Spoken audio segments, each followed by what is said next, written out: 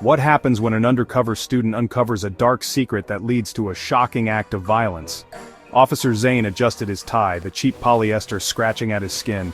He wasn't used to such discomfort. He was used to the weight of his holster, the reassuring coolness of his badge. Now, his only armor was a carefully constructed lie. He was Hamza Al-Afrit, a new student at Al-Furqan High School, and his mission was to bring down a drug ring that had its claws sunk deep into the school's underbelly. The briefing room had reeked of stale coffee and desperation. The faces of the task force were etched with worry, frustration etched into their features. The city was in the throes of an unprecedented drug crisis, its youth falling prey to a deadly cocktail of synthetic narcotics. Al-Furqan High School, they suspected, was a hub for this illicit trade. Zain volunteered for the undercover operation without hesitation. It was dangerous, reckless even, but Zain wasn't driven by duty or ambition.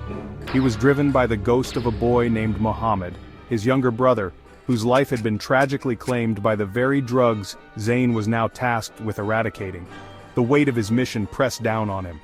He wasn't just an officer anymore. He was a brother seeking justice, a soldier waging a personal war.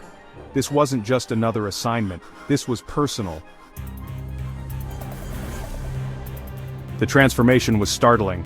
Gone was Zain, the seasoned officer with calloused hands and a weary gaze.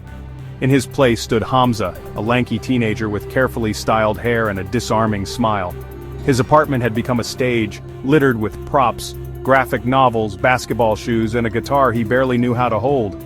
Language tutors had drilled him on slang and colloquialisms, painstakingly erasing years of disciplined speech.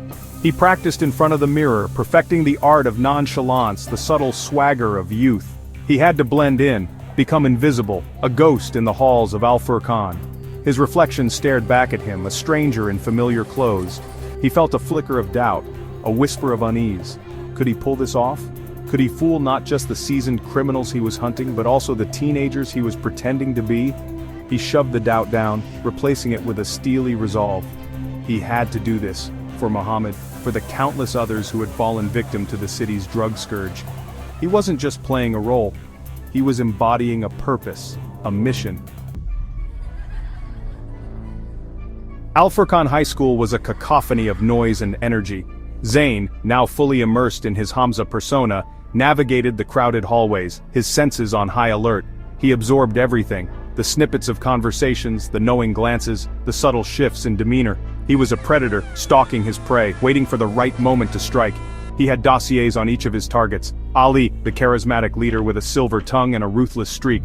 Al-Dami, the muscle, his imposing physique a constant reminder of the violence that lurked beneath the surface. Fayez, the brains, his sharp mind a labyrinth of cunning and deceit. And Hamoud, the youngest, his vulnerability both a shield and a weapon. He observed them from a distance, studying their movements, their interactions, their weaknesses. He picked up on the whispers, the rumors of deals gone wrong, of turf wars brewing, of a hierarchy built on fear and intimidation. He knew he had stumbled upon something bigger, more sinister than he had imagined. He felt a surge of adrenaline, a mixture of fear and excitement. He was in too deep to turn back now. He was Hamza Al-Afrit, and he was here to stay. The memory of his brother was a constant companion, a bittersweet ache in his chest.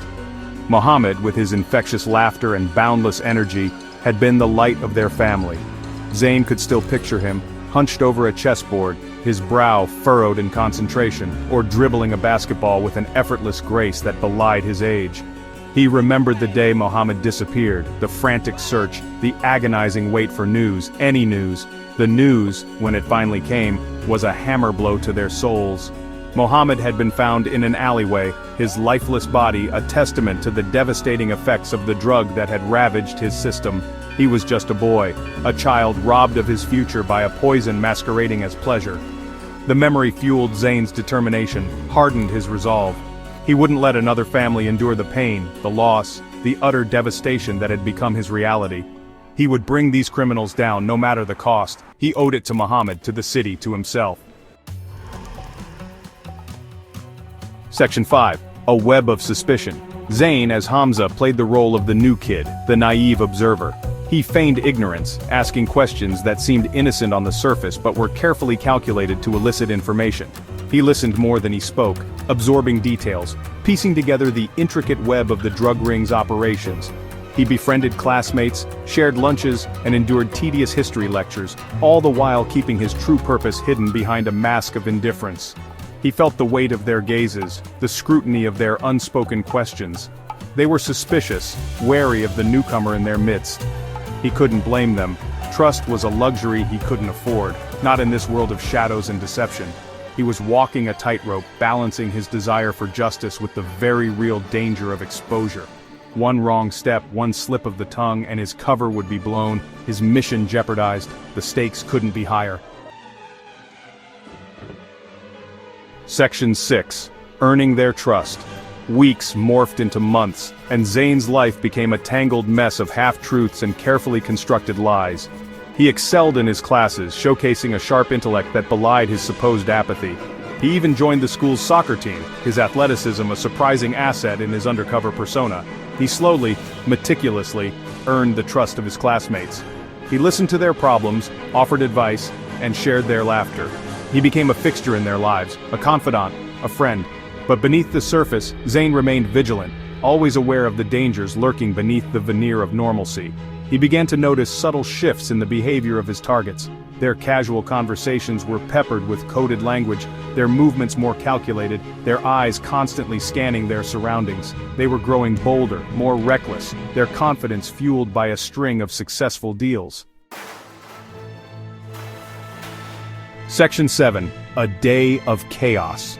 The day began like any other, the air thick with the scent of stale coffee and teenage angst. Students shuffled through the hallways, their voices a dull roar against the backdrop of lockers slamming and bells ringing. Zain, his senses heightened, detected a change in the atmosphere, a palpable tension that hung in the air like a shroud. He noticed the increased security presence, the unusually high number of teachers patrolling the hallways, whispers of a raid, of an informant within their ranks, circulated through the student body, fueling paranoia and distrust. Zain's pulse quickened, his gut churning with a mixture of anticipation and dread. He had to act fast, but he couldn't blow his cover. He needed to maintain his facade, to blend in with the chaos while simultaneously trying to control it. He was caught in a maelstrom of his own making, a puppet master struggling to control the strings of his increasingly volatile creation.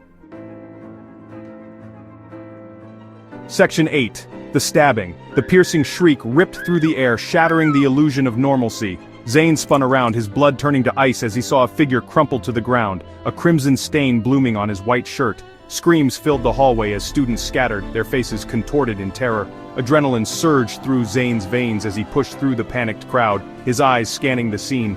There in the center of the chaos stood Al-Dahmi, his face twisted in a mask of rage, a bloodied knife clutched in his hand. In that split second, Zain's carefully constructed world shattered. He was no longer Hamza, the carefree student. He was Officer Zain, sworn to protect and serve, and his instincts took over. Section 9. The Aftermath. The following hours were a blur of flashing lights, sirens wailing, and the metallic scent of blood heavy in the air. Zain, his cover blown, found himself torn between his duty to apprehend the suspects and the knowledge that his actions had plunged the investigation into chaos. He watched as paramedics wheeled the stabbing victim away, his white shirt now stained a horrifying crimson. He hadn't been able to get a clear look at the victim's face, but a knot of dread tightened in his stomach. Had he just jeopardized his mission and worse, cost an innocent life? As the police cordoned off the crime scene, Zain found himself face to face with Agent Khalil, his handler, his face an unreadable mask of fury and disbelief. The weight of his gaze, heavy with unspoken accusations, bore down on Zain. He had questions to answer, choices to justify, and as the sun began to set, casting long shadows over the chaotic scene, Zain knew that the true test of his loyalty, his resolve, and his humanity had only just begun.